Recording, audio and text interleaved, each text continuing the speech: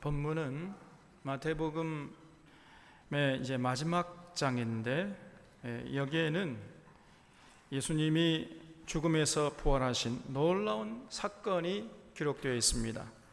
여기 1절을 보겠습니다. 안식일이 다 지나고 안식 후 첫날이 되려는 새벽에, 그랬죠. 그러니까 예수님이 십자가에 못 박히신 날이 우리가 지난주에 봤습니다마는 금요일 오후 3시였죠. 그리고 이제 안식일이 지나고 안식 후 첫날이면은 우리로 하면 이제 주일 새벽이 되는 거 아닙니까? 안식일은 유대인들이 금요일 해 질 때부터 시작해가지고 토요일 해 질 때까지를 안식이라고 그래요. 그러니까 안식일이 지난 그 다음 날 새벽, 그러니까 이제 주일 새벽이죠. 그러니까 시간적으로 따지면은 예수님이 십자가에서 돌아가신 지 약 한 36시간 내지 40시간이 지났을 때 예수님이 부활하신 겁니다. 그러니까 하루하고 반 정도 지났을 때죠. 시간적으로 따지면. 이제 날짜로 따지면은 금요일, 토요일, 주일 새벽 3일에 걸쳐서 이렇게 이루어진 것이다 말이죠. 그래서 막달라 마리아와 다른 마리아가 무덤을 보려고 갔더니 그랬습니다. 여기 막달라 마리아는요, 이 복음서를 보면은 여성들의 이름이 기록될 때마다 항상 제일 먼저 기록되어 있습니다. 막달라 마리아가 제일 먼저 나와요. 항상 그 예수님의 어머니보다 먼저 나오고, 요한나, 수산나 이름보다 먼저 나오고, 다른 어떤 마리아 이름보다도 막달라 마리아 이름이 제일 먼저 나와요. 왜 그랬을까요? 어떤 이상한 사람은 막달라 마리아가 예수님의 애인이었기 때문에 그랬다. 이런 해괴망측한 해석을 해버립니다. 아닙니다. 두 가지 이유가 있었어요. 첫째는 막달라 마리아가 나이가 좀 많았어요. 나이가 많으니까 제일 먼저 이렇게 거명을 한 것입니다.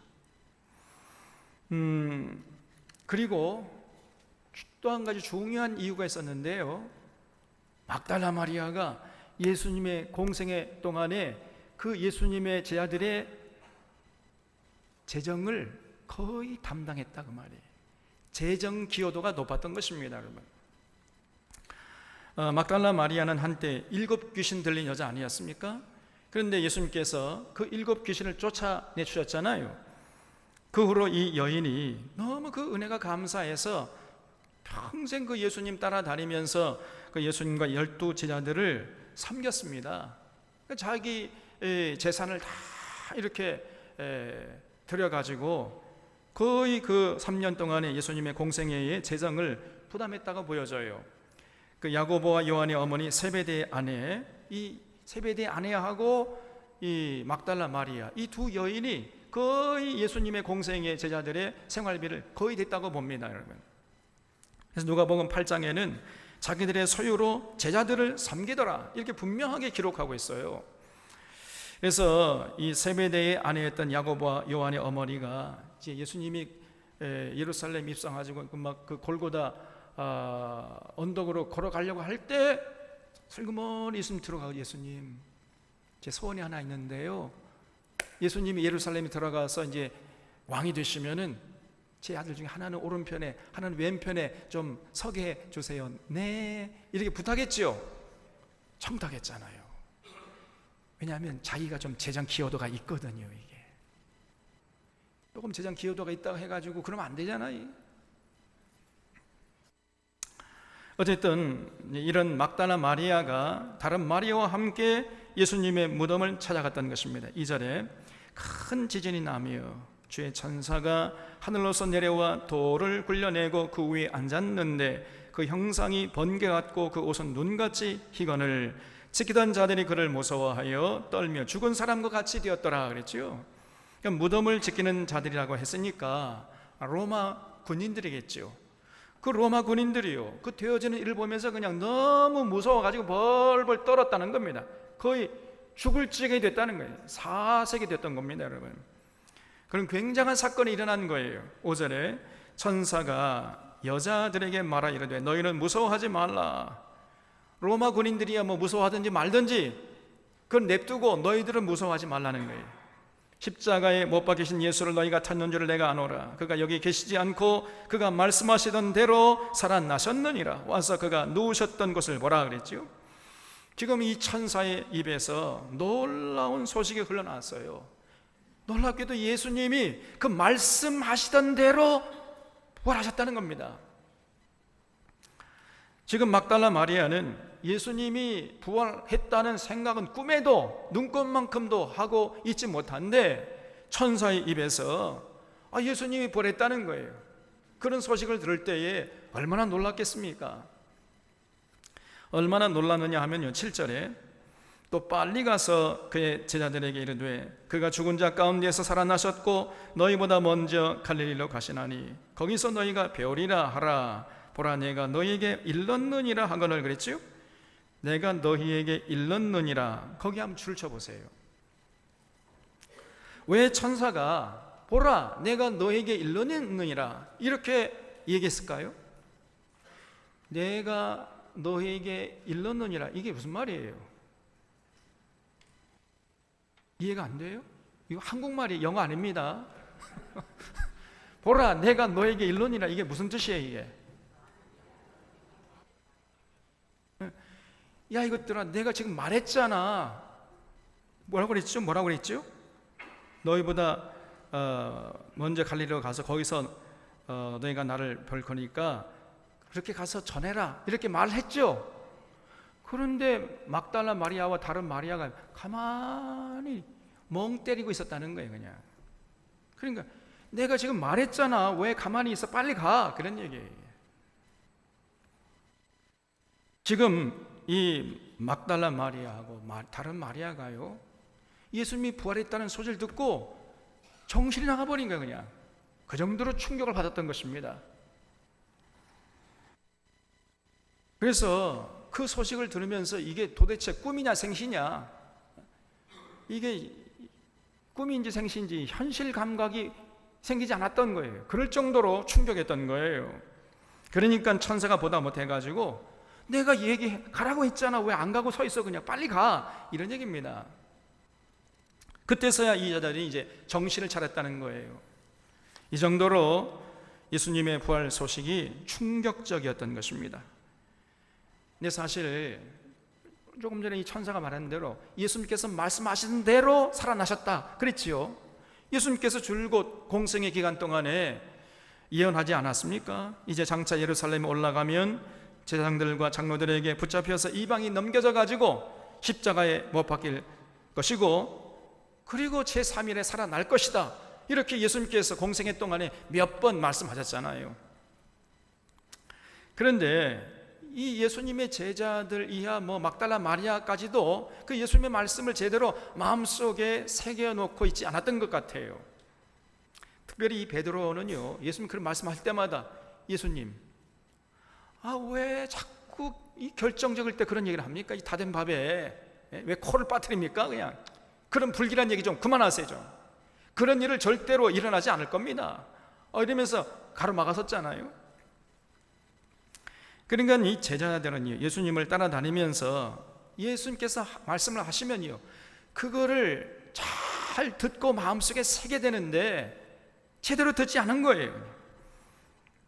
예수님께서 무슨 말씀을 하시면요, 그냥 자기들 나름대로 듣고 나름대로 생각하고 나름대로 해석을 해버렸어요.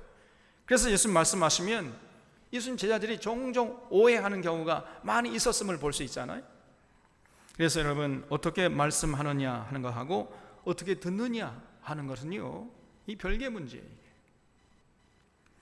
그래서 말하는 자도 제대로 잘 말해야 되겠지만 듣는 자도 제대로 잘 들어야 되는 것이 중요한 것입니다. 이게 그냥 예수님의 제자들은 자기 나름대로 들어버려요. 그냥 예수님께서 3년 동안이나 말씀하셨는데 전부 다 그냥 자기들 수준에서 자기들 생각으로 자기들의 가치관으로 그렇게 들어버리고 그리고 치워버리는 거예요. 취사 선택해가지고. 지금도 그런 일들이 많아요. 온전히 예수님의 말씀을 듣는 것이 아니라 자기가 듣고 싶은 말만 들으려고 한다 그 말이. 나머지는 자기의 생각에 맞지 않고 자기가 듣고 싶지 않은 말이라면 그냥 그거는 다 흘려버려요. 이런 일들이 많습니다. 저도 종종 제가 성경 강조하면서 이렇게 내가 분명하게 명확하게 재론의 여지 없이 잘 전해줬으니까 모든 사람들이 은혜와 진리 가운데 이제 거할 수 있겠지, 이렇게 생각하면요, 나중에 돌아서 보면요, 웬걸? 그렇게 애를 쓰고 전해줘도 돌아서 딴소리 하는 경우가 많습니다. 그런 걸 종종 체험해요.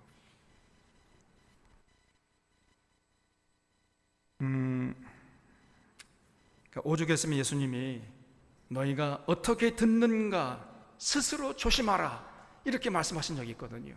너희가 어떻게 듣는가를 스스로 조심하라. 굉장히 중요한 얘기입니다, 여러분.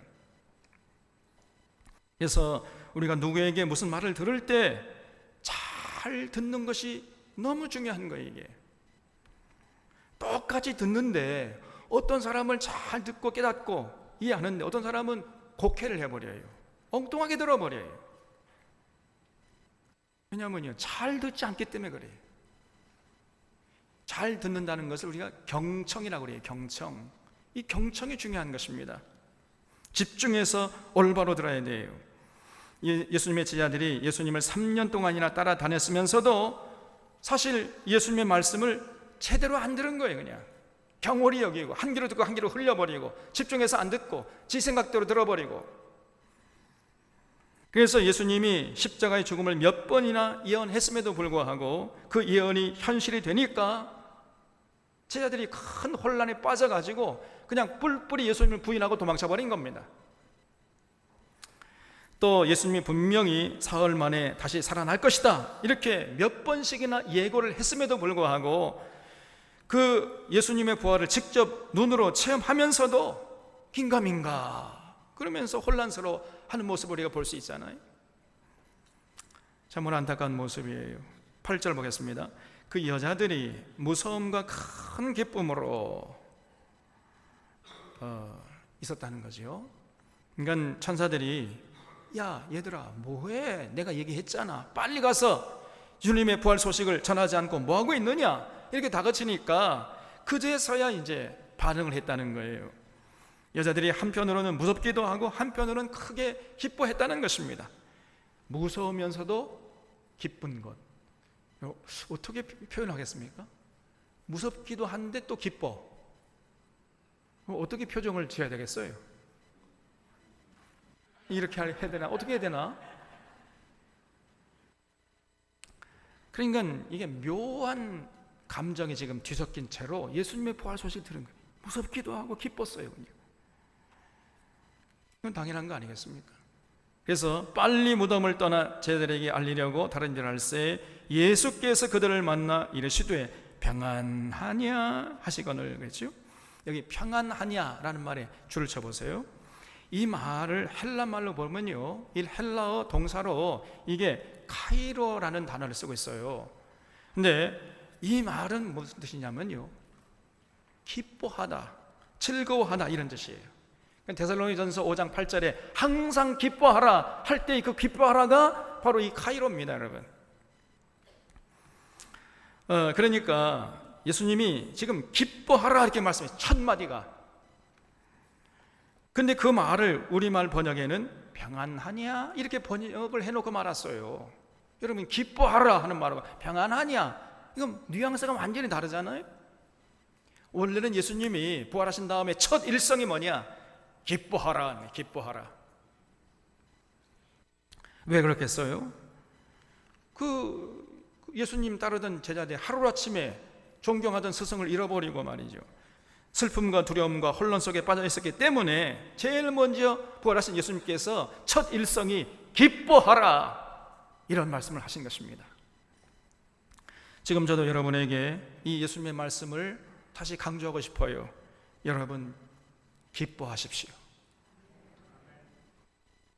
어느 정도까지 기뻐해야 되는가? 여러분이 이 땅에 사는 동안까지, 지금 오늘 이 순간까지 제일 기쁜 순간이 언제였습니까? 네? 여러분 결혼할 때, 여러분 자녀가 대학에 합격했을 때 기뻐했죠? 또 언제 기뻐했습니까? 여러분 사업이 잘 될 때, 또 이웃에게 음식을 대접받을 때, 언제 여러분 기뻐했습니까? 여러분 지금까지 살아오는 동안에 가장 기뻐한 순간보다 1000배, 10,000배는 더 기뻐하셔야 돼. 동의하십니까? 여러분 그렇게 기뻐하십시오. 기뻐하라. 지난주에 우리가 마태복음 27장을 살펴보면서 예수님이 빌라도에게 재판받고 또 십자형을 언도받고 또 로마 군인들에게 희롱받으면서 십자가에 돌아가실 때 여러분 많이 낙심하셨죠? 제가 여러분 돌아가는 모습 보니까 치근하더라고. 많이 낙심하고 걱정됐죠? 근데 이제 크게 기뻐하시기를 바랍니다. 우리 주님이 죽음의 권세를 이기시고 부활하셨습니다, 여러분. 우리 주님의 부활이 우리에게 큰 기쁨의 좋은 소식이 되는 이유가 두 가지가 있어요. 우리가 크게 기뻐해야 할 이유 두 가지. 뭐냐? 첫 번째는요, 예수님의 부활로 예수님이 진실로 하나님이 보내신 메시아, 그리스도, 통치자, 왕이라는 사실을 분명하게 증명해 주셨기 때문입니다. 만약에 예수님이 십자가의 죽으심으로만 끝났다면, 그래서 다시 부활하지 않았다면요, 예수님은 그저 공자나 맹자나 석가모니처럼 인류의 위대한 성인 중에 한 사람쯤으로 남았을 것입니다. 그러나 예수님은 죽음에서 부활하심으로 위대한 성인의 반열을 넘어서서 하나님의 아들, 하나님이심을 우리에게 분명하게 증명해 주신 것이에요. 그러므로 우리는 크게 기뻐할 이유가 충분한 것입니다. 또 하나는 예수님께서 부활하셔서 우리의 부활을 확증해 주셨기 때문이에요. 그래서 우리에게 부활의 소망을 안겨주셨기 때문에 우리가 기뻐할 이유가 있는 것입니다. 예수님이 이제 부활하셔서 부활의 첫 열매가 되셨잖아요. 그래서 우리도 이제 장차 부활해서 부활의 둘째 열매, 셋째 열매를 맺게 될 것입니다. 근데 우리가 꼭 기억해야 할 것은 예수님의 부활은요, 재생과는 다르다는 사실이에요. 재생. 이게 무슨 말이냐면은, 여러분 나사로도 죽었다 살았죠. 예수님이 죽은 나사로 살려주지 않았습니까? 그러면 나사로는 살다가 언젠가는 죽었을까요? 영원히 죽지 않고 지금까지 살아있을까요? 이미 오래전에 죽었죠. 그거는 재생이에요, 재생. 예수님의 부활은요, 그런 재생 정도가 아니라는 것입니다, 여러분. 예수님은 다시는 죽지 않은 몸, 썩지 않는 몸, 그런 하늘의 몸, 신령한 몸을 가지고 부활하시는 것입니다. 그리고 그 예수님의 부활하신 몸은요, 부활하기 전의 모습과는 너무나 차원이 다른 아름다운 모습으로 부활하신 거예요. 요한복음 21장 12절에 보면 부활하신 예수님을 만날 때 그 모습을 기록하고 있는데, 제자들이 주님이신 줄 아는 거로 당신이 누구냐 감히 묻는 자가 없더라, 이렇게 기록하고 있어요. 제자들이 주님인 줄 알았다는 거예요. 그런데 당신이 누구냐 이렇게 묻는 자가 없었다는 얘기입니다. 이게 무슨 말일까요? 무슨 말이냐면요, 지금 제자들이 부활하신 예수님을 보니까 저분 예수님이다 라고 알아볼 수 있었다는 거예요. 그런데 알아보긴 보는데 예수님의 모습이요, 그 공생애 동안에 보였던 예수님의 모습과는 너무나 딴판이셨다는 것입니다. 여러분, 예수님께서 그 공생애 동안에 사실 때는 어떻게 사셨죠? 그 예수님의 모습을 묘사한 게 이사야 53장에 나오지요? 예수님의 모습이요 너무나 초라했어요. 그 고운 모양도 없고 풍채도 없고 마치 마른 땅에서 나온 줄기 같았다. 마른 땅에서 나온 줄기, 무슨 뜻이에요 이게? 시들시들한 거예요 그냥. 여러분, 제 모습을 보면서 예수님을 생각하면요 굉장히 큰 오산입니다. 예수님에 비하면 저는요 너무너무 잘생긴 모습이에요. 예수님은요 너무 볼품이 없었어요.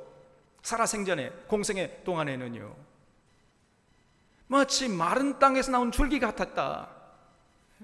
고운 모양도 없고 풍채도 없었던 것입니다. 여러분, 그렇게 초라한 모습이었는데 부활하신 다음에 보니까요 예수님의 모습이 너무나 아름답게 변해 있었단 말이에요. 그래가지고 아니 도대체 예수님 이게 어떻게 된 일입니까? 라고 묻는 자가 감이 없었다는 겁니다. 이렇게 아름다운 모습으로 예수님이 부활하신 거예요. 우리도 장차 이렇게 부활하게 될 줄로 믿으시기 바랍니다. 여러분, 우리가 이제 하늘의 몸, 신령한 몸으로 부활할 땐 가장 아름다운 모습으로, 지금 우리의 모습과는 비교할 수 없을 정도로 아름다운 모습으로 여러분 부활하게 될 거예요. 조금 자기의 외모에 자신이 없는 분은 조금만 기다리세요. 조금만. 장차 우리가 하늘의 몸, 영광스러운 몸을 입고 이제 부활하게 되면요 그때는 지금 우리의 모습 차원이 다른 모습, 아름다운 모습으로 변화되는 것입니다. 그런 부활의 소망을 예수님께서 부활하심으로 우리에게 주신 것이에요. 그러므로 주님의 부활 소식이 우리에게 기쁨의 소식이 되는 것. 그럼 예수님께서 기뻐하라 이렇게 말씀하신 것이에요. 이 부활 소망은요 우리에게 말할 수 없는 삶의 용기를 불어넣어 주시는 것입니다. 이 부활의 소망을 가진 자는요 세상이 감당할 수 없는 용기 있는 삶을 살아가게 되어 있어요. 칠흑같이 어두운 세상이라 할지라도 하나님의 거룩한 도구로 구별되게 살아갈 수 있는 힘을 이 부활 소망에서 얻게 되는 것입니다. 그래서 예수님의 제자들이 부활 소망을 갖기 전에는 전부 비겁한 자들이었잖아요. 그런데 주님의 부활을 목격한 다음에는요 세상이 감당치 못하는 용기 있는 삶을 살았어요. 목숨을 걸고 부활의 주님을 증거하는 사도들이 되지 않았습니까? 그러한 돌변의 비결이 뭐냐? 부활 소망이 다른 게 아닙니다. 그래서 죽기 살기를 각오하고 그 주님의 사명을 감당했던 것입니다. 그래서 전부 예수님의 제자들이 대부분 다 순교했습니다. 사도 요한만 빼고.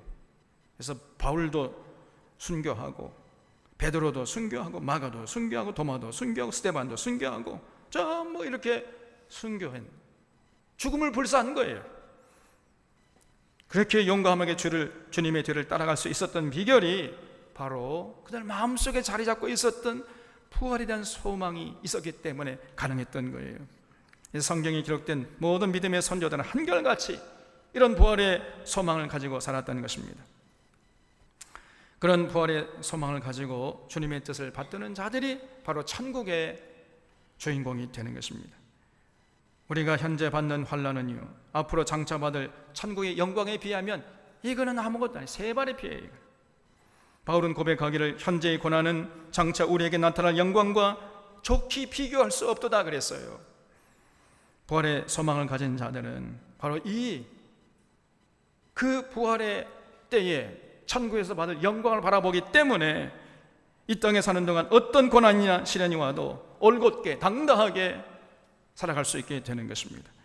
그러므로 예수님께서 부활하신 다음에 처음으로 하신 말이 기뻐하라 이런 말이었어요.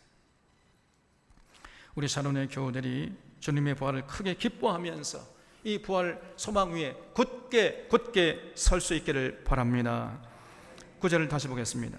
예수께서 그들을 만나 이르시되 평안하냐 하시거늘 여자들이 나아가 그 발을 붙잡고 경배하니 이 예수께서 이르시되 무서워하지 말라 가서 네 형제들에게 갈릴리로 가라 하라 거기서 나를 보리라 하시니라 그랬죠.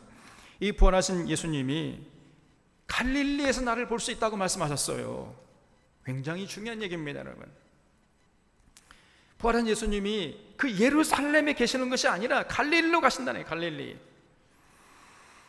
예수님은 공생애 동안에 갈릴리 가버나움을 중심으로 선교하셨습니다. 거기서 제자들을 불렀고 또 거기서 제자들을 가르쳤어요. 그래서 부활하신 후에도 그 갈릴리에서 다시 제자들을 만날 것이다, 이렇게 말씀하신 것입니다. 예수님께서 또 언젠가 한번 말씀하시기를, 나 있는 곳에 나를 섬기는 자들도 거기 있을 것이다 그랬어요. 여러분,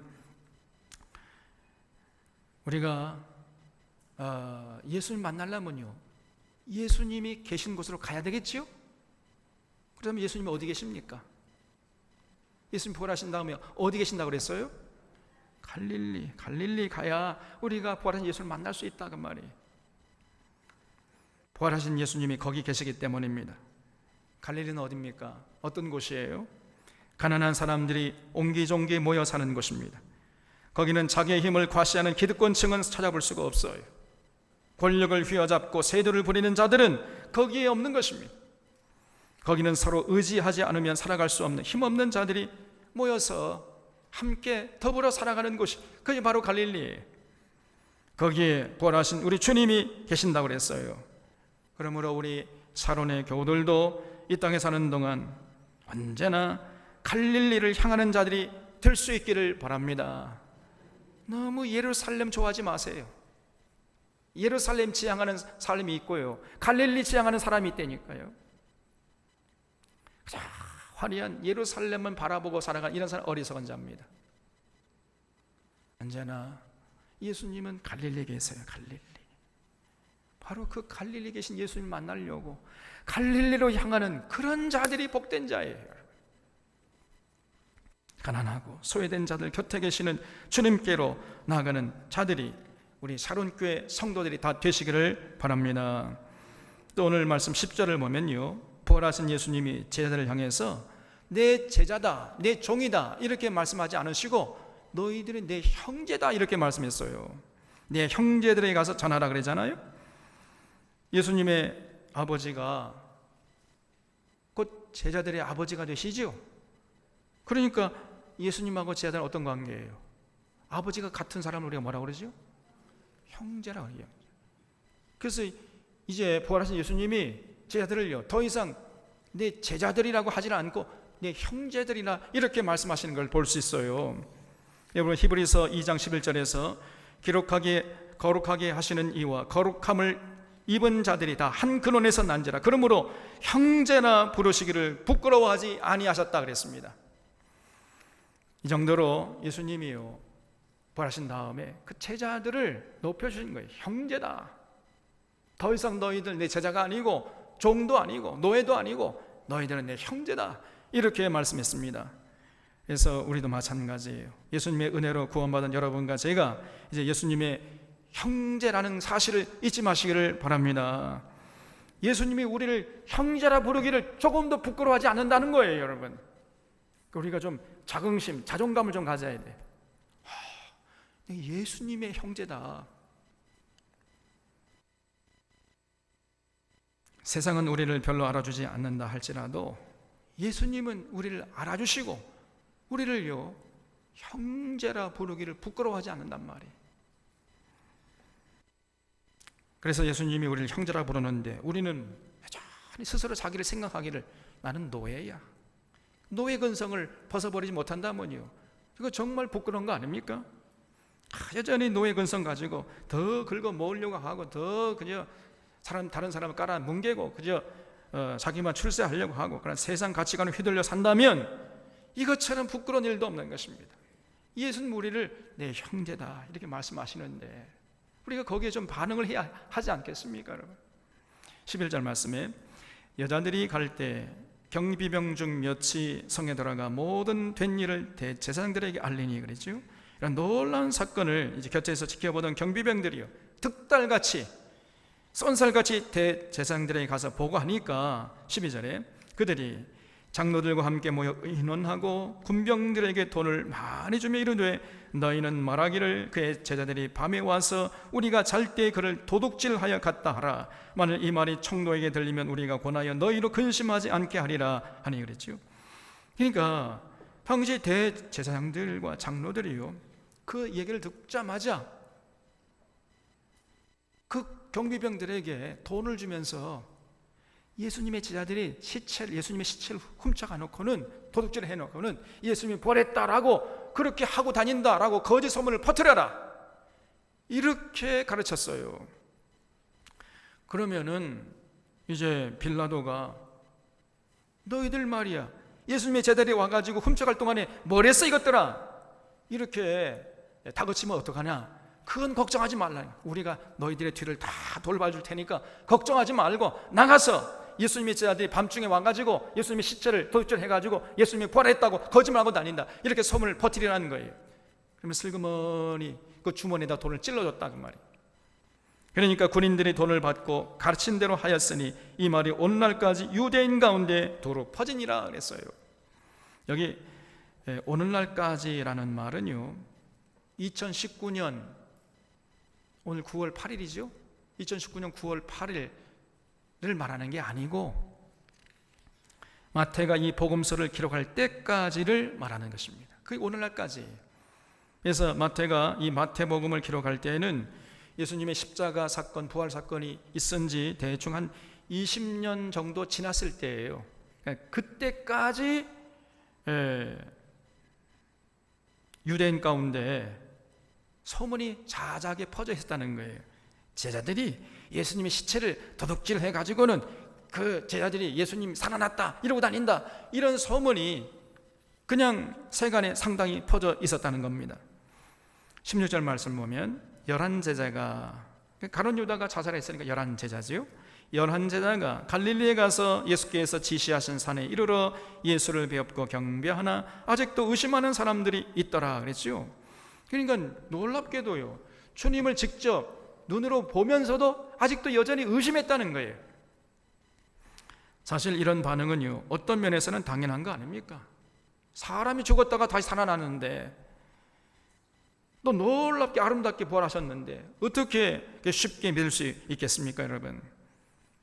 사실은요, 이렇게 쉽게 믿는 믿음은 사실 단단하지 못하고 허약합니다.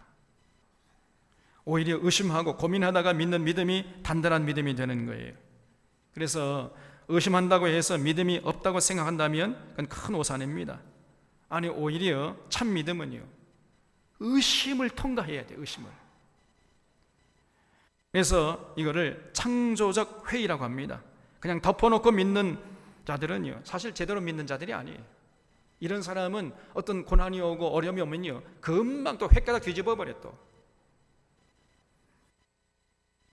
그래서 어떤 면에서는요, 반드시 의심과 회의의 그 기간이 있어야 돼요. 의심과 회의의 밤을 지나야 하는 것입니다. 그래서 창조적인 회의의 밤을 거친 다음에 그 다음에 맞이하는 아침이야말로 정금 같은 믿음의 소유자가 될 수 있는 거예요. 믿음이라는 것이 어느 날 갑자기 하늘에 뚝 떨어지는 게 아닙니다. 우리들이 끊임없이 이런저런 생각을 하고 고민을 하고 회의를 하면서 그 진정한 진리를 찾기 위해서 몸부림치고 발버둥 칠 때에 비로소 우리 마음속에 점점 믿음이 연걸어가는 것이에요. 이걸 잊지 말아야 됩니다, 여러분. 그래서 어떤 사람은 덮어놓고 믿어라, 그건 잘못된 얘기예요. 여러분, 성경을 어떻게 덮여놓고 펼쳐놓고 믿어야지.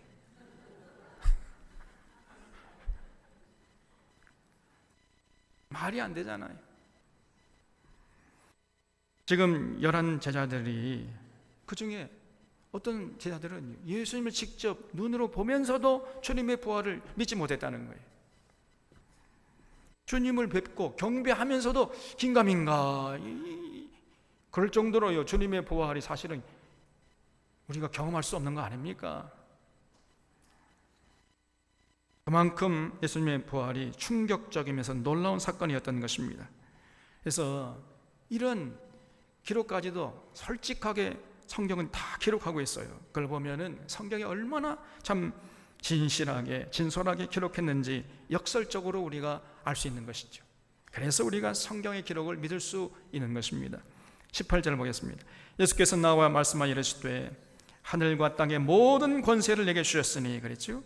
거기 줄쳐 보시기 바랍니다. 하늘과 땅의 모든 권세를 예수님이 가지고 계시다는 거예요. 우리가 마태복음을 통해서 확인했잖아요.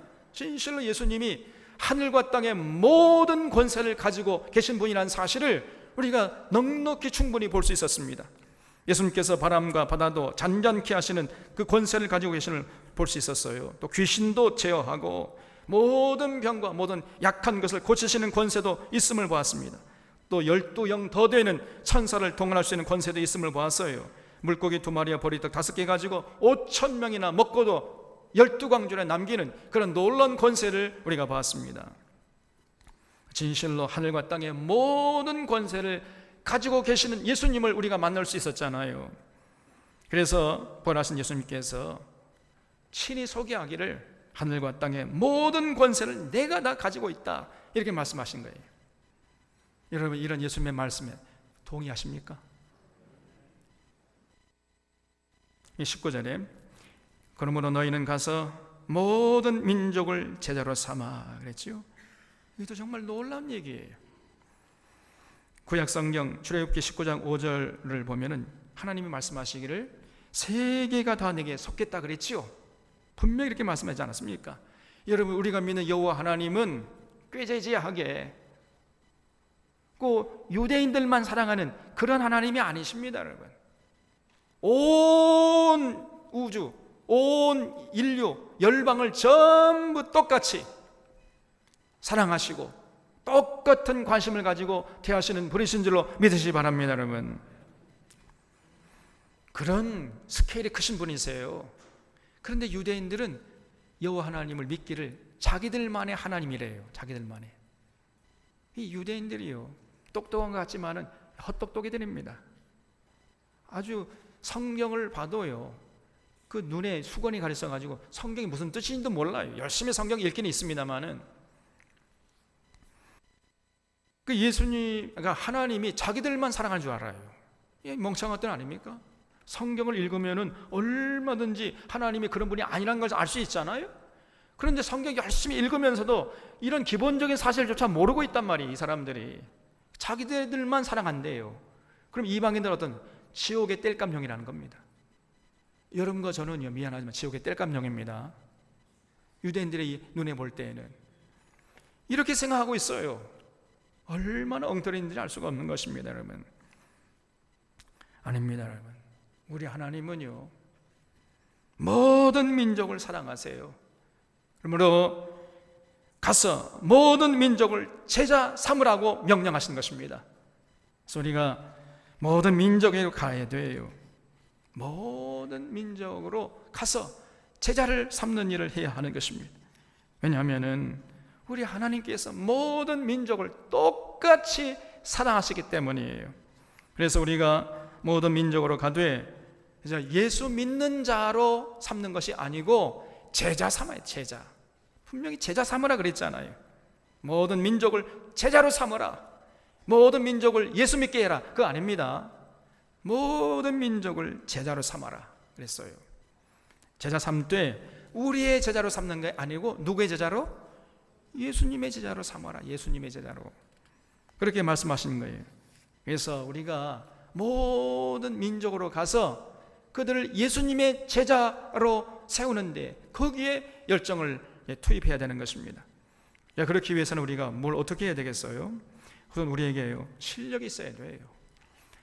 아무리 우리가 열심을 낸다 하도 실력이 없으면은 누가 우리의 가르침을 받으려고 하겠습니까? 그래서 우리가 모든 민족으로 가기 전에 열심으로 먼저 실력을 갈고 닦아야 돼. 열심히 공부해야 됩니다. 여러분, 여기 청년 때 열심히 천음을 아껴서 공부해야 돼. 실력을 갈고 닦아야 돼. 아영아, 알았지? 또 연애도 하고 공부도 열심히 하고 책도 열심히 봐야 되고, 여기 들꽃 도서관에 있는 책들 여러분 정말 좋은 책들 다 사놨어요.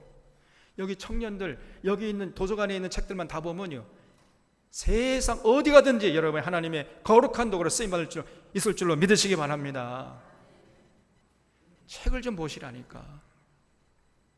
책을 안 봐요. 예진아, 숨지 말고 책을 봐라. 그래서 열심히 공부해 실력을 갖고 닦아야 돼요. 유대인들은요, 기도를 정의하기를, 기도는 뭐냐? 기도는 공부다. 같이 따라서 한번 해봐요. 기도는 공부다. 공부가 기도다. 그렇게 생각해요. 그렇기 때문에 이 사람들은요, 공부할 때에 목숨 걸고 하는 거예요. 그냥 기도하는 것처럼. 우리는 그저 기도 그러면은 거머리 딸처럼 그냥 다고 이것이 기도인 줄 알고 있는데, 여러분 그저 거머리 딸처럼 다고 하는, 이거는 거지는 하는 거예요. 거지가 오면 맨날 그냥 주구장창 한 푼 줍시오, 두 푼 줍시오, 그 달라다 다고 하잖아요. 기도가 아닙니다, 여러분. 기도는 그런 것이 아니고 하나님의 말씀을 우리 마음판에 새겨 넣는 것, 성경 공부하는 것, 성경 강조하는 것, 이것이 곧 기도인 줄로 믿으시기 바랍니다, 여러분. 그 우리의 영이 하나님의 말씀을 깊이 청종해서 듣는 거예요. 이것이 기도인 것입니다. 이렇게 하나님의 말씀을 우리가 먼저 잘 듣고 그것을 잘 지켜야 하는 거예요. 그래야 우리가 모든 민족에 가서 제자 삼을 수 있는 것입니다. 19절 다시 보면은, 그러므로 너희는 가서 모든 민족을 제자로 삼아 아버지와 아들과 성령의 이름으로 세례를 베풀고 내가 너희에게 분부한 모든 것을 가르쳐 지키게 하라 그랬어요. 여러분, 제자 삼으려면요, 가르쳐야 되죠.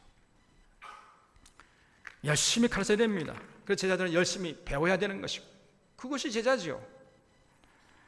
그래서 교회는요, 일반 세상 사람들을 교회 안으로 인도해가지고 예수님의 제자로 세우는 거 아닙니까?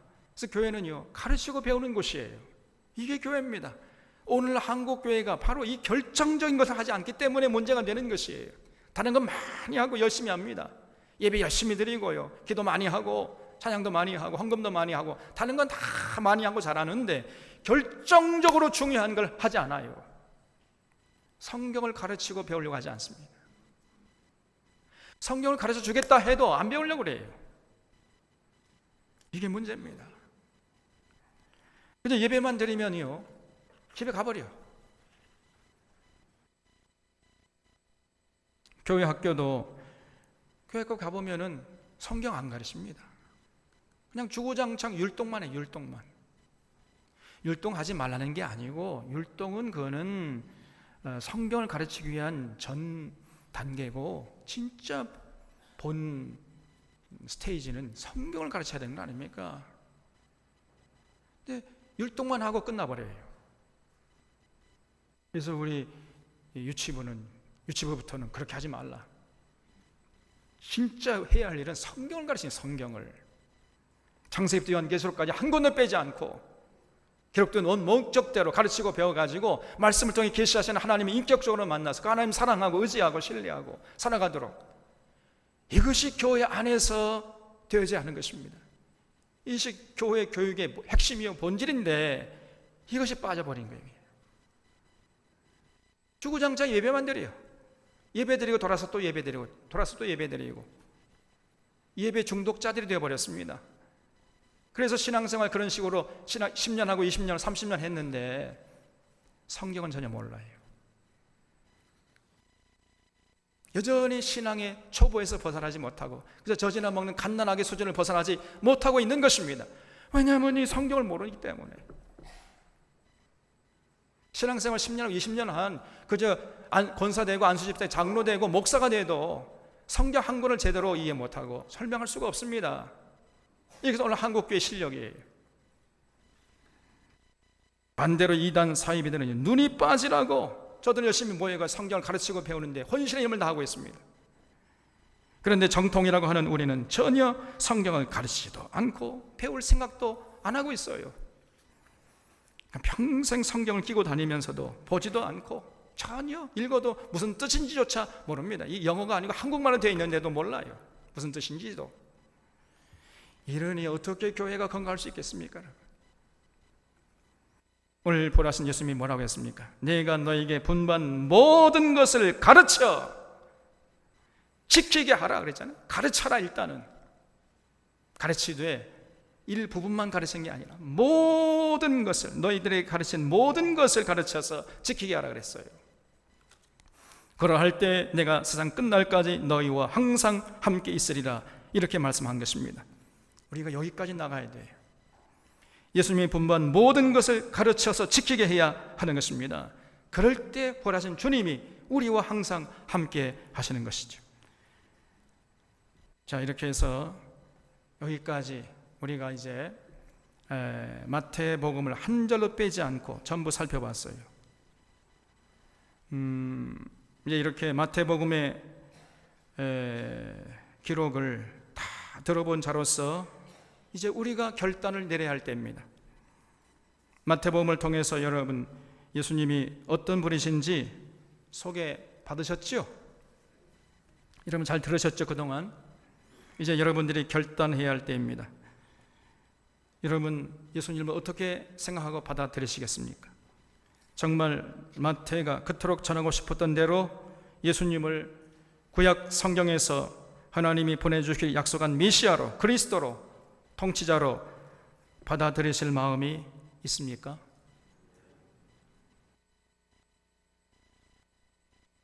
마태가 바로 구약 성경에서 예언하신 메시아가 예수님이다, 이거를 계속해서 구약 성경에 인용하면서 우리에게 소개해 줬잖아요.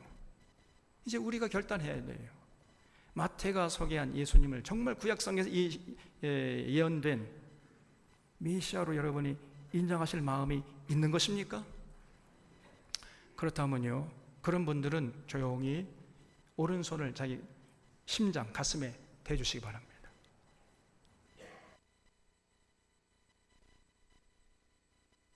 제가 예수님처럼 너희는 나를 누구라 하느냐 이렇게 물을 테니까 여러분들은 베드로처럼 주는 그리스도시요 살아계신 하나님의 아들이십니다 라고 마음으로 믿고 입으로 시인해 주시기를 부탁을 드립니다. 제가 지금 물을 테니까 아직 손 떼지 마세요. 제가 묻겠습니다. 여러분은 예수님을 누구라고 하십니까?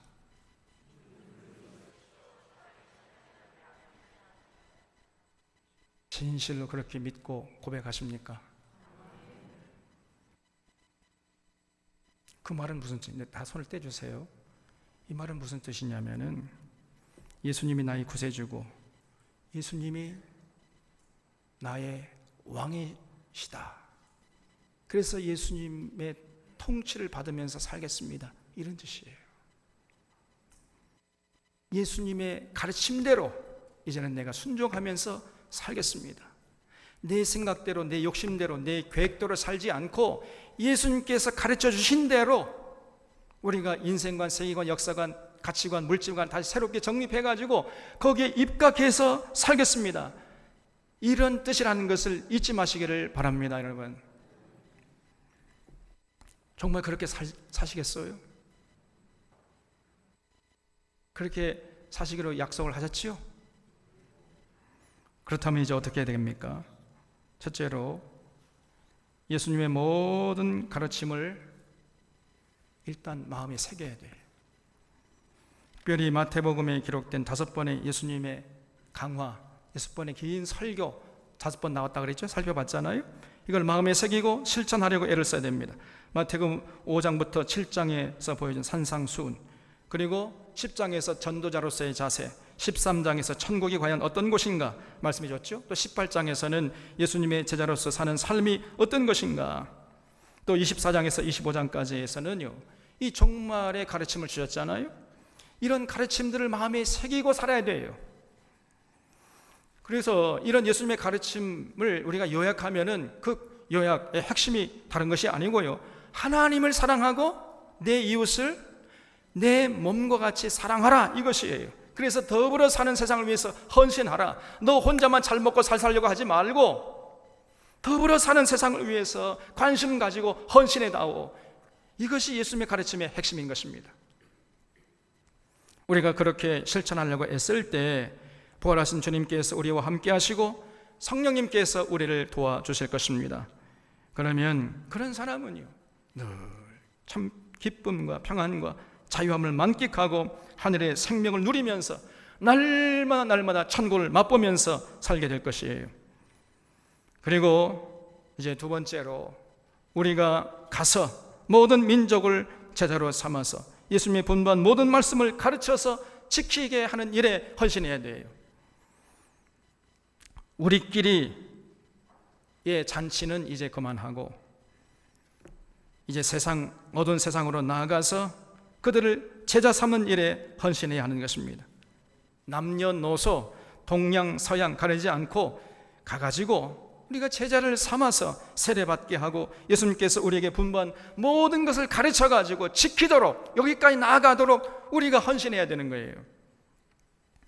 이것 빼고 저것 빼고 자기 좋아하는 취향대로 가르치는 것이 아니고 창세기부터 요한계시록까지 단 한 권도 빼지 말고 왜곡하지도 말고 더하지도 말고 노닥거리지도 말고 그걸 온전히 가르쳐서 그들이 배워서 그걸 지키도록 하는 데에 거기에 혼신의 힘을 다해야 돼요.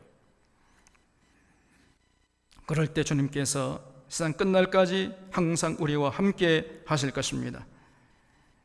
이렇게 예수님의 마지막 명령, 너희는 가서 모든 민족을 제자로 삼아 아버지와 아들과 성령의 이름으로 세례를 주고 내가 너희에게 분부한 모든 것을 가르쳐서 지키게 하라. 이것이 교회의 존재 이유임을 잊지 마시기를 바랍니다. 우리 사랑교회 교우들이 여기에 교회 존재 이유가 있다는 것을 잊지 말고 여기 최선을 다하는 아름다운 교우들, 그래서 아름다운 교회가 될 수 있기를 바랍니다. 기도하겠습니다. 하나님 아버지, 허물과 죄로 인해 아무런 소망도 없이 살아가던 저희들, 그야말로 뿌리 뽑힌 나무처럼 시들어가던 저희들을 불러주시고 죽음의 권세를 이기시고 부활하신 예수님께서 기뻐하라고 말씀해 주신 것을 듣게 하시니 감사드리옵나이다.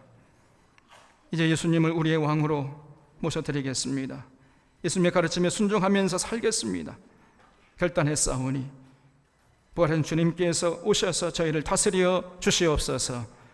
이 땅에 사는 날 동안까지 부활의 소망을 가지고 세상을 당당하게 살면서 이 놀라운 기쁨의 소식을 온 세상에 나가 전하는 자들 되게 하여 주시옵소서. 하늘과 땅의 모든 권세가 예수님에게 있음을 잊지 않게 하시고 주님 말씀을 바로 깨닫고 바로 실천하는 자들 되게 하시고 또한 세상 끝날까지 주님 동역하는 동역자가 되어서 주님의 분부한 모든 것을 가르쳐서 지키게 하는 데 혼신의 힘을 다하는 아름다운 샤론의 교우들 다 되게 하여 주시옵소서. 모든 것 예수님의 이름으로 기도하옵나이다. 아멘.